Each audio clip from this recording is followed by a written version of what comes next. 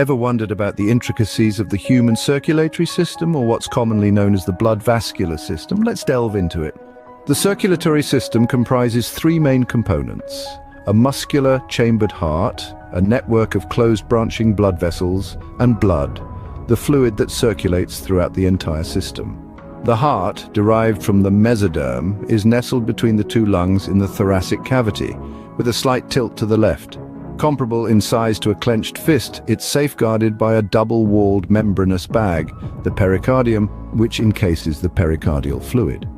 Within the heart are four chambers: two relatively small upper chambers known as atria, and two larger lower chambers, the ventricles.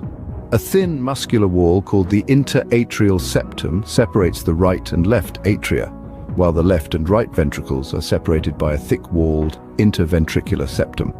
The atrium and ventricle on each side are also separated by a thick fibrous tissue known as the atrioventricular septum. However, each septum has an opening connecting the two chambers on the same side. The opening between the right atrium and the right ventricle is guarded by a valve made of three muscular flaps or cusps, known as the tricuspid valve. The opening between the left atrium and the left ventricle is guarded by a bicuspid or mitral valve. The openings of the right and left ventricles into the pulmonary artery and the aorta, respectively, are equipped with semi-lunar valves. These valves allow blood flow in one direction only, preventing any backward flow. The heart is entirely made of cardiac muscles, with the walls of the ventricles being much thicker than those of the atria. Distributed throughout the heart is a specialized cardiac musculature known as the nodal tissue. A patch of this tissue, called the sinoatrial node, SAN, is present in the right upper corner of the right atrium. Another mass of this tissue, called the atrioventricular node, AVN, is seen in the lower left corner of the right atrium, close to the atrioventricular septum. From the AVN, a bundle of nodal fibers, the atrioventricular bundle, AV bundle, passes through the atrioventricular septa to emerge on the top of the interventricular septum. It then divides into a right and left bundle, which give rise to minute fibers throughout the ventricular musculature of the respective sides. These are known as Purkinje fibers.